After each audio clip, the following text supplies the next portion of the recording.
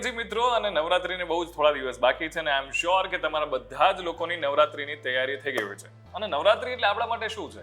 માં અંબાની આદ્યશક્તિ માં જગદંબાની આરાધના કરવાનો, ભક્તિ કરવાનો પર્વ કે જેમાં આપણે આપણા પરિવાર સાથે, મિત્રો સાથે નવરાત્રી માણતા હોઈએ છીએ. નવરાત્રીની તૈયારીઓ આપણે કેટલા પહેલા સમયથી શરૂ કરી દઈએ છીએ. શોપિંગ કરવાની હોય કે પછી બધાને અલગ અલગ પ્રકારના સ્ટેપ્સ શીખવાના હોય. એટલે અમે એવું કહીએ કે આપણે ત્યાં 6 મહિના તો નવરાત્રી જેવી જાય છે, એવા જ 2-3 મહિનામાં પાછી નવરાત્રીની તૈયારીઓ આપણે શરૂ કરી દઈએ છીએ. અને આજે મારી સાથે એવા વ્યક્તિ જે જોડાયા છે અને એમાં પણ એમની સાથે વાતો કરવાની છે, કારણ કે એ વ્યક્તિ છેલ્લા ઘણા વર્ષોથી અલગ અલગ પ્રકારની પાઘડી બનાવે છે અને નવરાત્રીમાં એ અલગ પ્રકારની થીમ સાથે એ ગરબા રમે છે. અને જેવી તેવી નહીં, આ વખતે એમની પાઘડી એટલી યુનિક છે, હું નહીં કહું, આપણે એમની સાથે જ વાત કરીએ અને એમની સાથે જ એમની આખી જર્ની છે એના વિશે પણ વાત કરીએ. તો આપણી સાથે અત્યારે સ્ટુડિયો પર વાઇબ્સ ઓફ ઇન્ડિયા પર જોડાયા છે અનુજ મુદલિયાર. અને Anuj, welcome to vibes of India. Thank you so much. અને તમે જોશો ને એમનો પહેરવેશ તમને અત્યારે દેખાય છે કે પૂરા એમ એકદમ ટ્રેડિશનલ પહેરવેશમાં છે. અને આ વખતેની કઈ થીમ છે? ઘણા વર્ષોથી અનુજ જે છે આ પ્રકારની અલગ અલગ પ્રકારની પાઘડી જે પહેરે છે, અને આ વખતેની આ જે પાઘડી છે એનું વજન 5 કિલોથી પણ વધારે છે. 5 કિલો. હા, એટલે 5 કિલોની માથે પાઘડી. અને પેલું નથી, આપણે ત્યાં ગીત પણ છે કે ભાઈ તારી પાઘડીએ મન મારું મોયું, એના જેવી વાત છે. એટલે અનુજભાઈ સાથે વાત કરીએ. અનુજભાઈ, સૌથી પહેલા તો મને એ તમે કહો કે આ તમે જે પાઘડીની શરૂઆત ક્યાંથી કરી? તમને ક્યાંથી આવું પડ્યું આમ જૂનું? મારું નામ અનુજ મુદલિયાર છે. હું ઇન્ટરનેશનલ ડાન્સર, ટ્રેડિશનલ ડિઝાઇનર છું. હું દર વર્ષે કંઈક યુનિક થીમ સાથે પાઘડી લઈને આવું છું. રાઈટ. તો આ વાત છે 2015-16ની છે. ઓકે. જ્યારે હું રાજસ્થાની ડાન્સરના જે આપણે performance as a Rajasthani dancer performer કરતો, તો હું જ્યારે એ સમયે હું પાઘડી નહોતો પહેરતો, એ સમયે હું માથા ઉપર બેડા લઈને ઓકે, રાઈટ, ફાયર ડાન્સરમાં હું એઝ એ ફાયર ગરબા રમતો. તો મેં ઘણા વર્ષોથી આ પરફોર્મન્સ કરું, તો પછી મેં કીધું આને આપણે એઝ એ ગરબામાં કન્વર્ટ કરીએ. એટલે મેં એને મારી જર્ની સ્ટાર્ટ કરી. પછી મેં 2015-16થી પછી જ્યારે 15ની નવરાત્રિ પૂરી થઈ, પછી 16 આવ્યું, તો પછી 15માં બી મેં નોટિસ કર્યું હતું કે ભાઈ પાઘડી કેમ નથી દેખાતી આપણે કોઈના માથા ઉપર. નોર્મલી પહેલા બધા જે પહેલાના ટાઈમમાં હતું કે બાંધણીના દુપટ્ટા હોય છે એને આપણે ફેટો બનાવીને નાની નાની આવી પાઘડીઓ પહેરીને બધા પર મતલબ ગરબા ગાતા હોય છે. તો જ્યારે 2016ની નવરાત્રિ આવી ને, તો પછી મેં વિચાર કર્યું કે ચલો એક વર્ષ હજુ આપણે જોઈએ કે ભાઈ કેટલી સારી પાઘડીઓ માર્કેટમાં છે, કેટલા ખેલૈયાઓ પહેરીને આવે છે. એટલે પછી 2016ની નવરાત્રિમાં બી મેં જોયું, હું અલગ અલગ પાર્ટી પ્લોટમાં જઉં, ગરબા માટે જઉં, તો પછી ત્યારે પણ મને કંઈક દેખાયું નહીં એ સમયે. તો મેં કીધું યાર પાઘડી વગર તો મેં કીધું નહીં મજા આવતી. તો કંઈક યુનિક, કંઈક મારે હવે કંઈક એવી વસ્તુ લાવવી પડશે માર્કેટમાં કે જેનાથી એક મારી ઓળખ બી બનશે ને સાથે સાથે એક એવી પાઘડી આવી જશે માર્કેટમાં કે ભાઈ લોકો એને ગમાડશે કે નહીં ગમાડે એ પછીની વસ્તુ છે. તો પછી 2016ની નવરાત્રિ પૂરી થઈ ગઈ. પછી મેં કીધું ચલો હવે 2017માં આપણે કંઈક યુનિક કરીશું આપણે.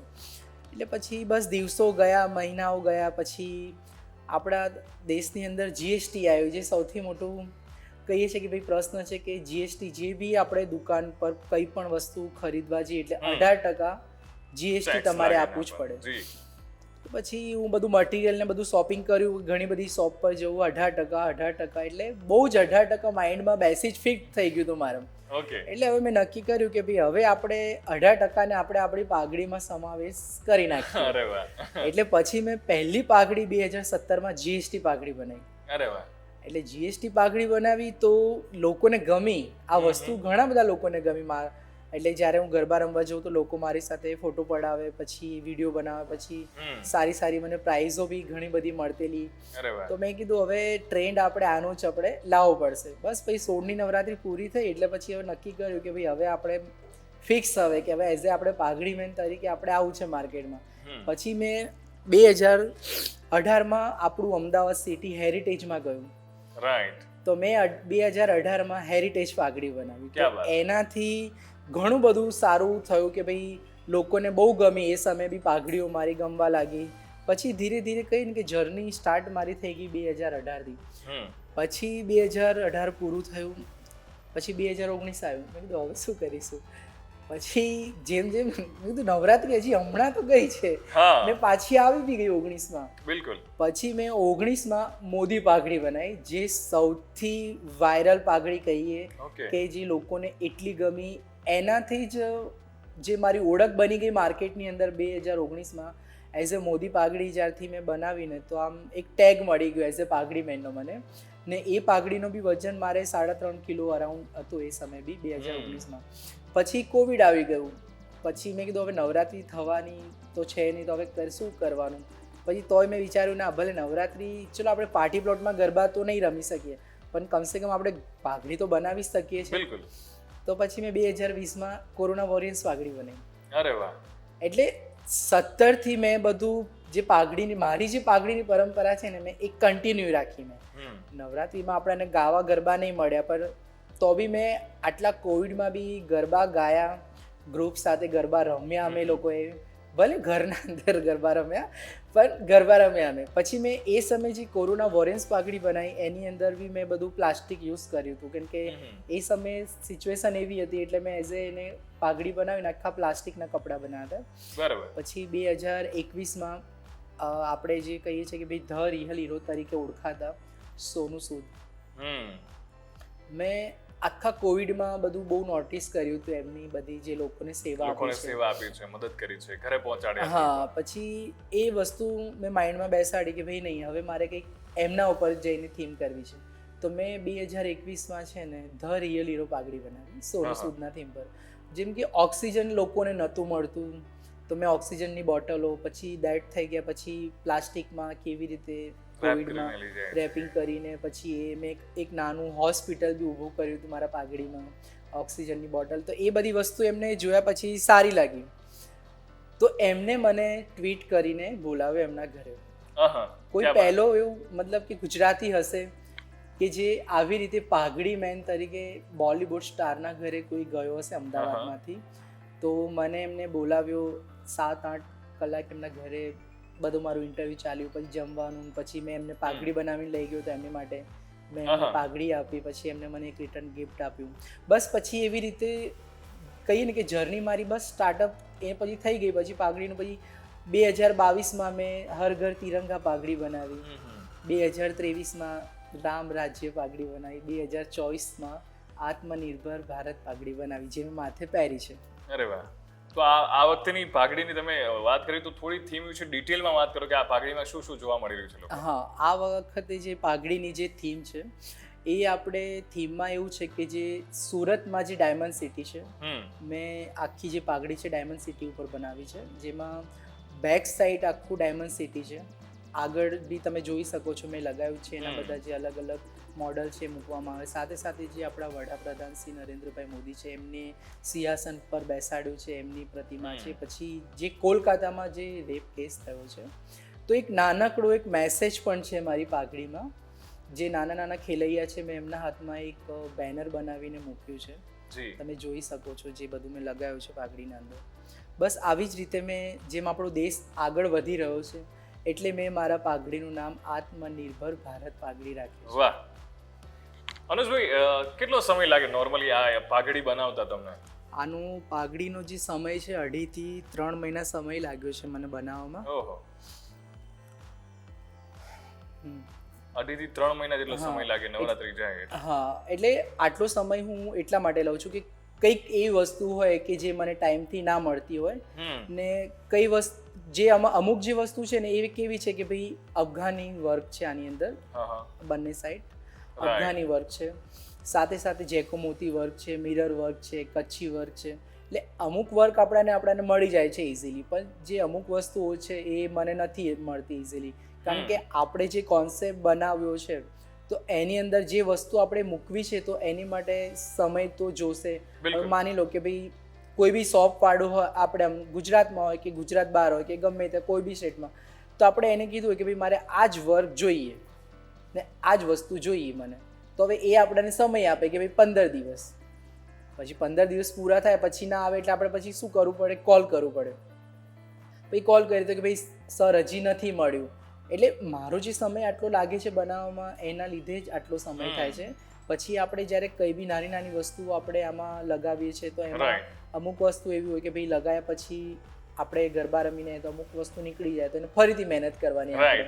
કેમ કે વારે ઘડી પાઘડીને આપણે ઉપાડીને અહીંયાથી અહીંયા મૂકવામાં એમાં શું છે કે સમય એ બી મારો જાય છે. સાથે સાથે શું છે કે ભાઈ અમુક વસ્તુ મને ક્યાંય માર્કેટમાં ના મળી હોય તો મારે વેઇટ કરવું પડે કે ભાઈ ચલો આજે નહીં તો કાલે આપણાને પછી એમ જોતા હોય તો સમય મારો એની અંદર પણ જતો રહે છે. પછી બધું અમુક વર્ક લગાવ્યા પછી જોવું પડે કે ભાઈ આ નીકળી તો નહીં જાય ને આ પાઘડીમાંથી વર્ક. એટલે 2.5-3 મહિના એટલા માટે મને થાય કે ભાઈ જેમ કે મેમાં મારી બર્થડે આવે છે એટલે હું મેથી જ સ્ટાર્ટઅપ કરું મારું પાઘડી બનાવવાનું.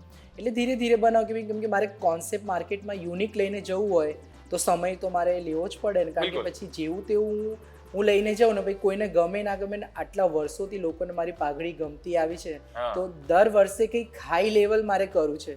આમ દર વખતે હું 3-3.5 કિલો બનાવું છું પણ આ વર્ષે મેં 5 કિલો કેમ બનાવી કે ભાઈ એક લેવલ વધારવું છે આપણે આ વસ્તુનો કે ભાઈ આમ લોકોને લાગવું જોઈએ કે ભાઈ નહીં કંઈક છે આની પાઘડીની અંદર.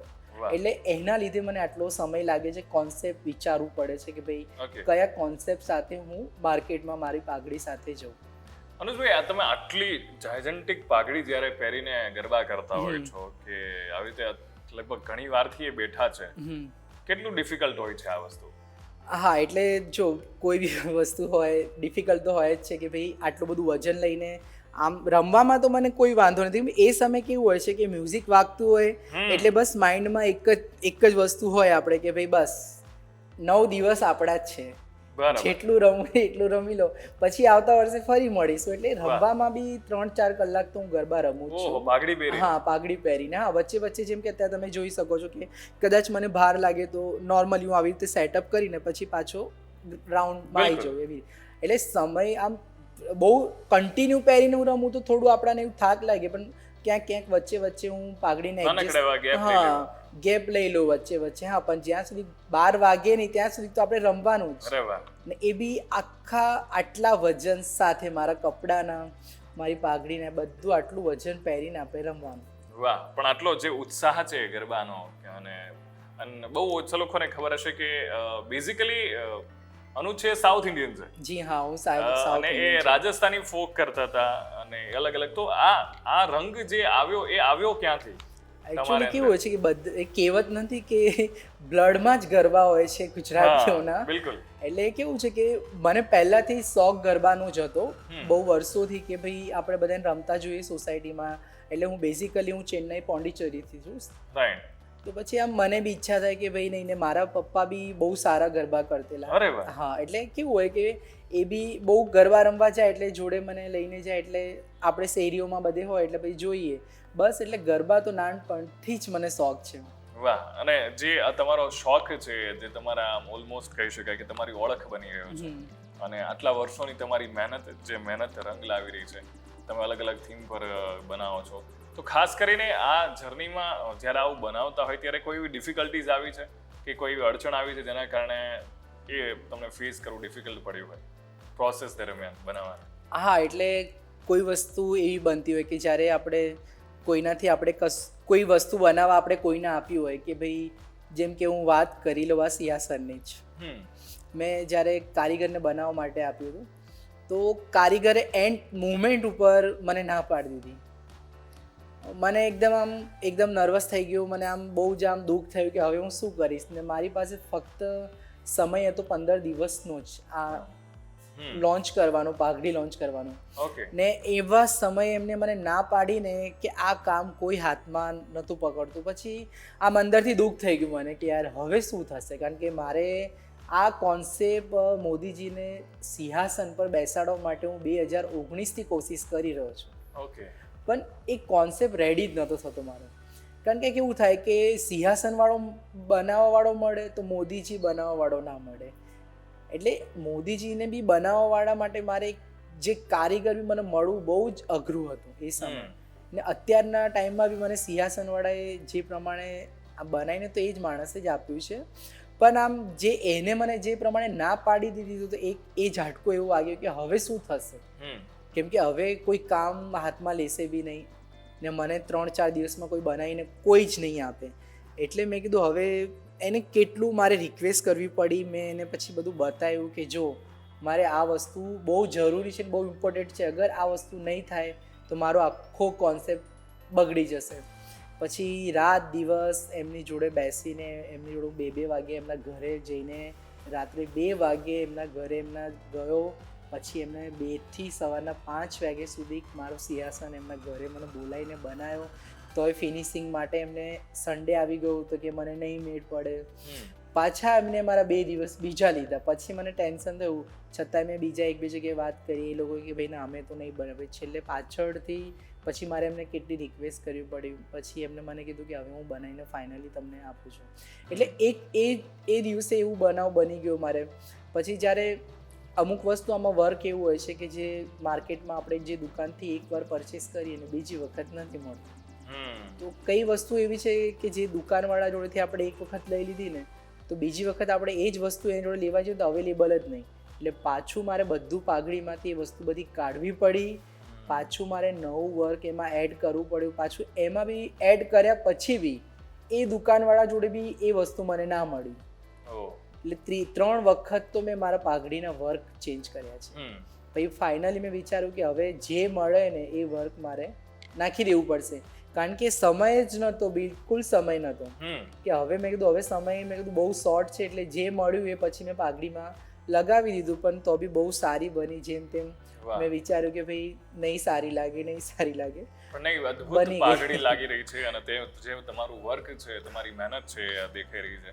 But wish you all the best. Thank you. અને અમે એવું ઈચ્છીએ કે તમે દર વર્ષે આવી અલગ પ્રકારની થીમની પાઘડી છે બનાવતા રહો, ગરબા રમતા રહો અને લોકોમાં જે ઉત્સાહ છે, કારણ કે હવે એવું છે કે ટ્રેડિશન થોડો ચેન્જ થઈ રહ્યો છે, પણ જે આ ટ્રેડિશન સાચવવાની તમે પહેલની એક શરૂઆત કરી છે તો એમાં તમે જે આગળ વધી રહ્યા છો અને જેના કારણે ઘણા બધા લોકો એવા હશે કે જે આ ટ્રેડિશનને નાના પાયે પણ ફોલો કરવાની પણ શરૂઆત કરે તો આપણા માટે એ બહુ જ અગત્યની મહત્વની વાત છે. તો thank you so much joining for us અને મજા આવી તમારી સાથે વાતો કરીને. અને બસ આપણે પણ મળતા રહીશું આ પ્લેટફોર્મ પર, વાતચીત કરતા રહીશું અને સબસ્ક્રાઇબ કરવાનું ભૂલશો નહીં લાઇવ્સ ઓફ ઇન્ડિયાને. Thank you.